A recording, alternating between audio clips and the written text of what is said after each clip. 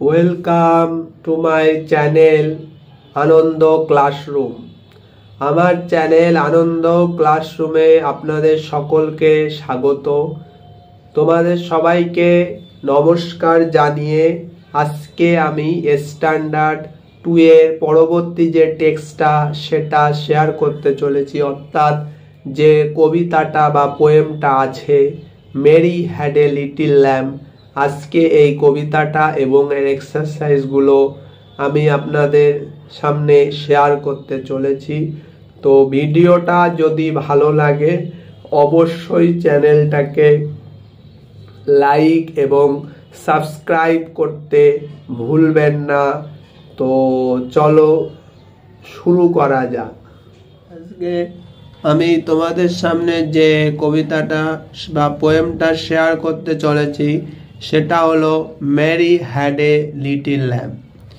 তো আমি একটু আগে এই কবিতাটার নাম বা পোয়েমটার নাম তোমাদের সামনে বলেছি। তো চলো আমরা আজকে এই কবিতাটা পড়ি এবং দেখি এই কবিতার মধ্যে দিয়ে কবি কি বলতে চাইছেন এবং এর যে অনুশীলনী বা এক্সারসাইজের কোশ্চেন অ্যান্সারগুলো আমরা একে একে সলভ করার চেষ্টা করব। তো চলো শুরু করা যাক। তো দেখো এখানে কবিতাটা প্রথমেই বলছে যে Mary had a little lamb. মেরির ছিল একটা ছোট্ট ভেড়া। It fleece was white as snow. এটার লোম, এটার গায়ের লোমগুলো ছিল সাদা, বরফের মতো সাদা। And everywhere that Mary went, এবং সব জায়গায় যেখানে মেরি যেত, এভরিওয়ার সর্বত্র, that lamb was sure to go, ল্যাম্বও সেখানে যাওয়ার জন্য নিশ্চিত ছিল বা সে নিশ্চিতভাবেই সেখানে যেত।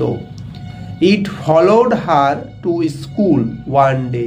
তো এই ল্যাম্ব বা এই ভেড়াটা একদিন মেরির স্কুল বা বিদ্যালয় ফলো করেছিল, অনুসরণ করেছিল, তার সাথে তার বিদ্যালয়ে গিয়েছিল। Which was against the rule, যেটা ছিল নিয়ম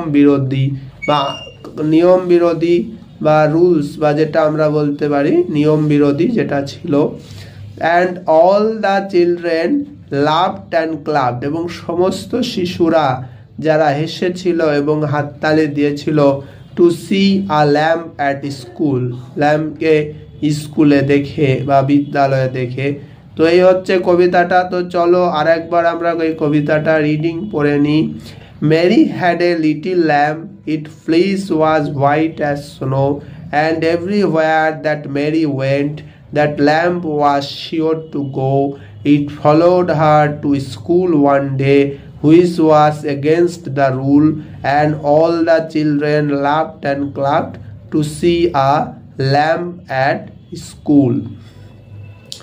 তো চলো এইবার আমরা এক্সারসাইজের কোশ্চেন অ্যান্সার গুলো সলভ করার চেষ্টা দেখো। আমরা পরবর্তী যে দাগ নম্বরগুলো আছে সেগুলো সলভ করার চেষ্টা করব। দেখো 2 নাম্বার বলছে চুজ দ্য কারেক্ট ওয়ার্ড, সঠিক শব্দটা নির্বাচন করো। 2 এর A, the lamb went to school or market one day, the lamb went to school one day.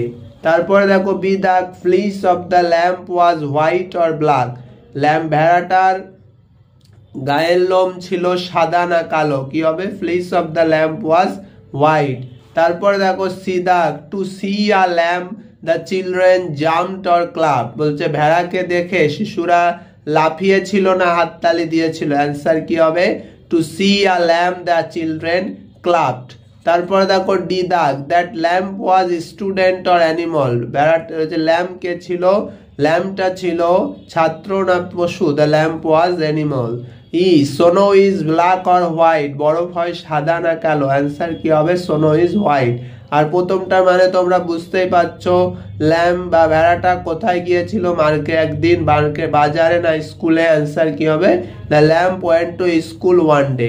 তারপরে দেখো দাগ নাম্বার 3 কি বলছে, some words are given in the box, add this word to the letters below and make bigger words. অর্থাৎ বক্সে কিছু শব্দ দেওয়া আছে, এই শব্দগুলো যোগ করো, নিচে যে শব্দগুলো দেওয়া আছে সেগুলো যোগ করতে হবে ওই শব্দগুলোর সাথে, অ্যান্ড মেক বিগার ওয়ার্ডস, এবং বড় শব্দ তৈরি করো। দেখো প্রথমটা কি হবে, দেখো কি শব্দ আছে, one, how, out, now, where. তাহলে প্রথমটা কি হবে, এ ওয়ান ডে, বি শোনো, C anyone, D everywhere, E হবে শাউট। আচ্ছা এইবার দেখো 4 4 দাগ নাম্বার বলছে make 5 words from the following letters, অর্থাৎ এই বর্ণগুলো দিয়ে 5টা শব্দ তৈরি করো। তাহলে দেখো প্রথমটা কি হবে, প্রথমটা দেখো হবে এই যে বর্ণগুলো দিয়ে আছে 5টা শব্দ তৈরি করতে হবে। হ্যাঁ আচ্ছা দেখো প্রথমটা হবে আন্ট, তারপরেরটা হবে প্যান, তারপরেরটা হবে ট্যাপ, তারপরেরটা হবে পথ, তারপরেরটা হবে হ্যাট। হ্যাঁ make 5 words from the following letter, অর্থাৎ এই বর্ণগুলো দিয়ে 5টা শব্দ তৈরি করতে হবে।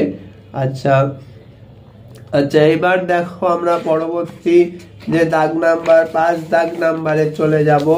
5 দাগ নাম্বারে কি বলছে, group the naming word as per the direction given in the box, অর্থাৎ নেমিং ওয়ার্ডস বা যে ওয়ার্ডগুলোর দ্বারা নাম বোঝায় বা নাউন বলতে পারি, সে তাদেরকে কি করতে হবে, ডিরেকশন বা নির্দেশ অনুযায়ী দলে ভাগ করতে হবে। দেখো কি বলছে, cow, mother, ass, son, bird, mango, table, water, daughter. দেখো এটাকে যদি ভাগ করা হয় পার্সেন্স মধ্যে, ব্যক্তির মধ্যে কোনগুলো আসবে, মাদার, ডটার, সন।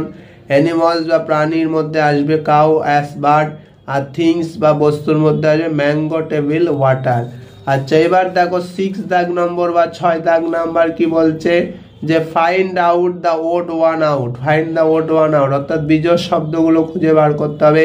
তাহলে দেখো এ কি হবে, ফাদার, মাদার, সন, আঙ্কেল। এখানে আঙ্কেল হবে বিজোড় শব্দ, কারণ কি ফাদার, মাদার, সন একই গোত্রীয়, আঙ্কেলটা সেই কারণে বিজোড়। তারপর দেখো B, man, woman, lady, man, woman, lady. হ্যাঁ আচ্ছা ম্যাডাম, এখানে ম্যাডামটা হবে ওড বিজোড়। হ্যাঁ কারণ ম্যান মানে পুরুষকে বোঝাচ্ছে, ওম্যান লেডি মানে মহিলা, কিন্তু ম্যাডাম মানে মহিলাদের একটা নির্দেশ, মহিলাদেরকে সম্মান করতে বোঝাচ্ছে। তাই এখানে ম্যাডামটা হবে যারা ম্যাডাম মহিলাদের মধ্যে যারা পড়ায়, টিচার, দা ফিমেল টিচারকে ম্যাডাম বলে, তো এটা এই কারণে বিজোড় হবে। তারপরে দেখো সি দাগ, নার্স, ডক্টর, হসপিটাল, কাউন্টার।